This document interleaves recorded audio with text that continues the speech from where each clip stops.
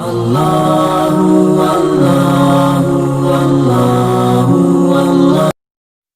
باللہ من الشیطان الرجیم، بسم اللہ الرحمن الرحیم۔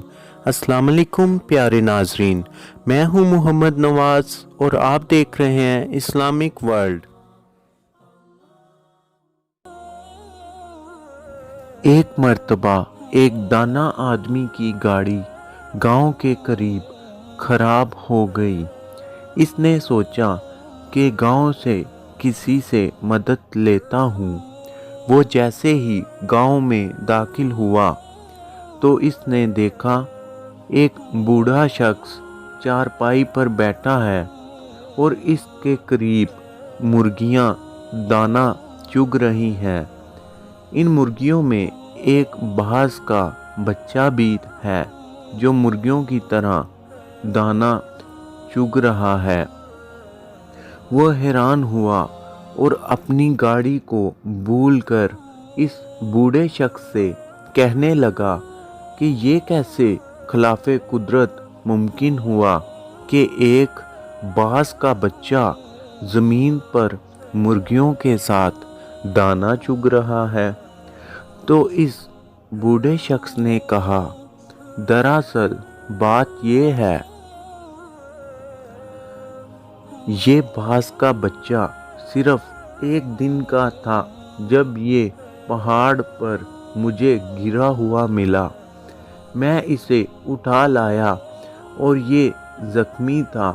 میں نے اس کو مرہم پٹی کر کے اس کو مرغیوں کے بچوں کے ساتھ رکھ دیا۔ جب اس نے پہلی بار آنکھیں کھولیں تو اس نے خود کو مرغی کے چوزوں کے درمیان پایا۔ یہ خود کو مرغی کا چوزا سمجھنے لگا اور دوسرے چوزوں کے ساتھ ساتھ اس نے بھی دانا چگنا سیکھ لیا۔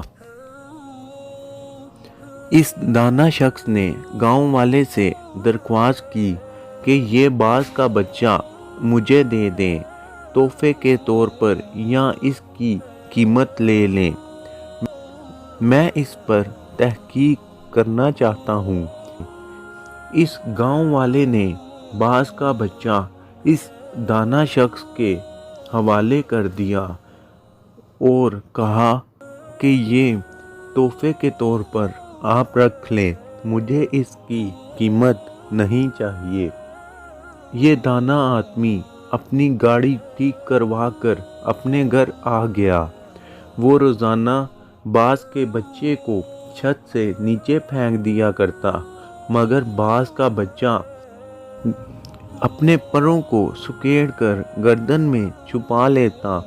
وہ روزانہ بلا ناگہ باز کے بچے کو اپنے سامنے ٹیبل پر بٹھاتا اور اسے کہتا، کہہ تو باز کا بچہ ہے، بول کہ تو باز کا بچہ ہے، مرغی کا نہیں، اپنی پہچان کر۔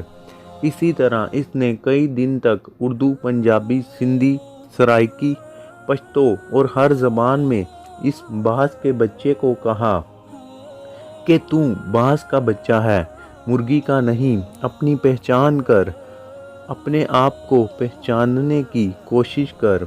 آخرکار وہ دانا شخص ایک دن باز کے بچے کو لے کر ایک بلند ترین پہاڑ پر چلا گیا اور اسے کہنے لگا کہ خود کو پہچاننے کی کوشش کرو، تم باز کے بچے ہو۔ اور اس شخص نے یہ کہہ کر باز کے بچے کو پہاڑ کی بلندی سے نیچے پھینک دیا۔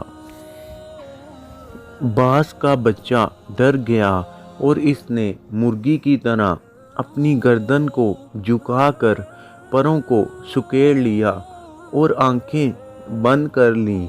تھوڑی دیر بعد اس نے آنکھیں کھولیں تو اس نے دیکھا کہ زمین تو ابھی کافی دور ہے۔ تو اس نے اپنے پر پھڑ پھڑائے اور اڑنے کی کوشش کرنے لگا۔ جیسے کوئی آپ کو دریا میں دھکا دے دے تو آپ تیرنا نہیں بھی